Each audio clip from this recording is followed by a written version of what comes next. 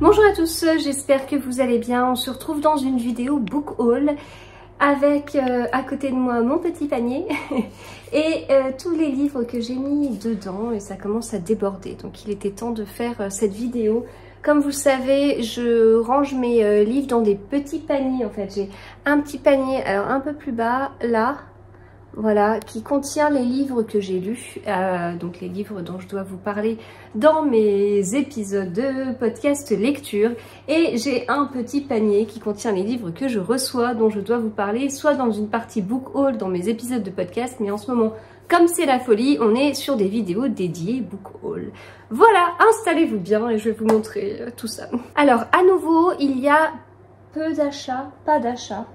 Non, il ne doit pas y avoir d'achat parce que je reçois beaucoup de livres en ce moment à une période en plus où j'ai peu de temps pour lire parce qu'il y a beaucoup d'événements littéraires. Il y a beaucoup de sorties, donc beaucoup d'événements, donc moins de temps pour lire.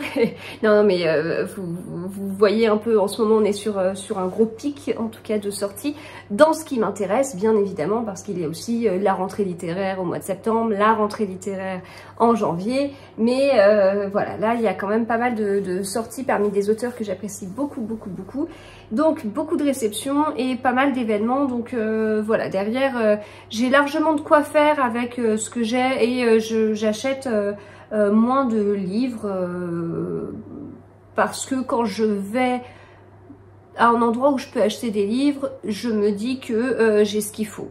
Excepté, bien évidemment, les salons. Mais ça, hein, on en parlera à un autre moment.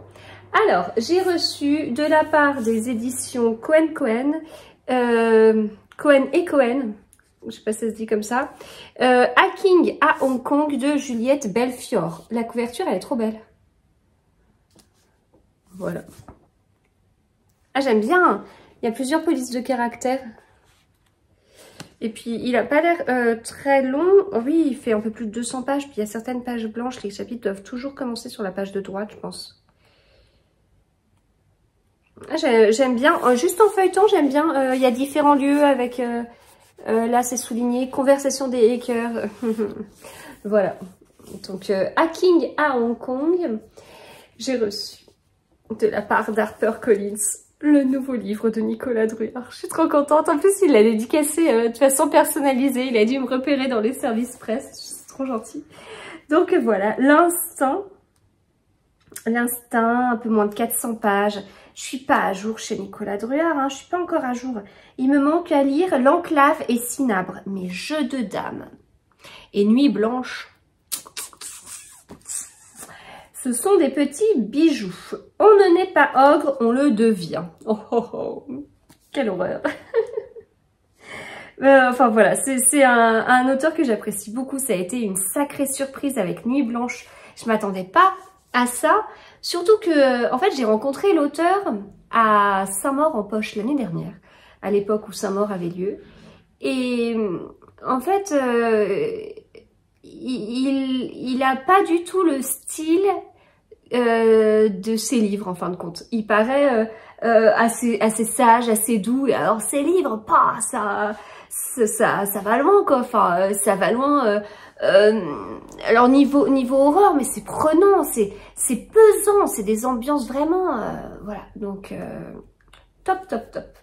J'ai reçu de la part de Sophie Jomain, et je l'en remercie 1000 fois, Le Dernier Sommeil de l'Ours qu'elle m'a dédicacé.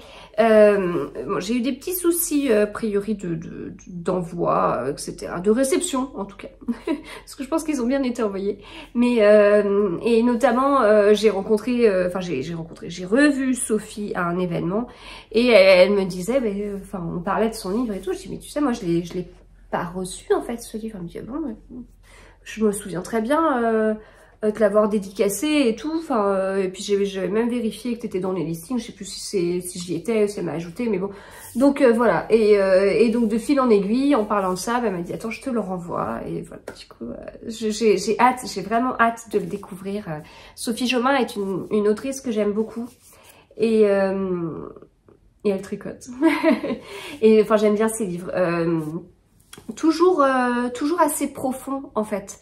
On n'est pas sur des livres qui ne sont qu'en surface et et il y a toujours quelque chose derrière qui touche beaucoup. Voilà. J'ai reçu de la part des éditions du Masque celui-ci, Le mystère de la balle perdue, qui est le 3e tome du Murder Club Enquête de Richard Osman. Voilà. Donc série de cozy mystery assez drôle avec des personnes pas toutes jeunes, mais voilà, ça le fait. De la part de chez Calman Levy, j'ai reçu cette nouvelle édition de Mange Prix M qui voilà, a une nouvelle couverture, édition collector et tout. Alors moi je ne l'ai pas et j'ai beaucoup entendu eh bien Estelle de Petite Lectrice en parler. Donc écoutez, ça me tente. Voilà, ça me tente. Je ne savais pas du tout qu'elle avait écrit autant de livres. Elisabeth Gilbert, préface inédite de l'autrice, édition anniversaire. Trop beau. Et puis, là aussi, il est beau. Hop. Marine, de Toile de mots, m'a gentiment amené celui-ci qu'elle avait en double, La sœur disparue de Lucinda Riley. On discutait, et puis voilà.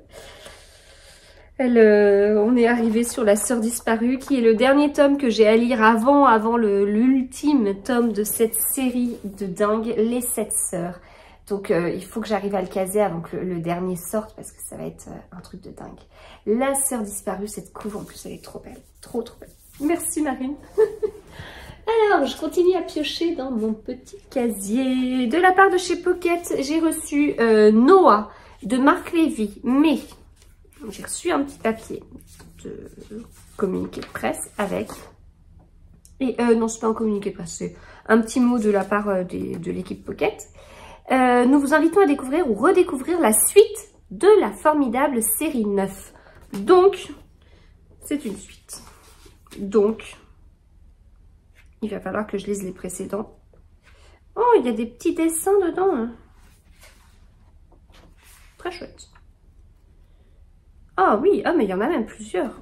Très chouette. Voilà, à découvrir. Pareil, des éditions Pocket, j'ai reçu ce livre, Le sens de nos pas, de Claire Norton. J'entends vraiment parler de Claire Norton. En plus, je l'ai vue à un événement. Elle était invitée je crois que c'était à Karen Ponte. Et donc, voilà, du coup, j'en entends tellement parler, il faut que je la découvre parce que tout le monde dit « Oh, Claire Norton, oh, ces livres, ils sont comme ci, comme ça. » Oui, d'accord, mais je veux m'en faire mon propre avis. Moi aussi, je veux découvrir ces livres. Voilà, couverture très belle. Mais a priori, ça prend. Ah, mais ça se passe au Vésinet. Mais c'est drôle, ça.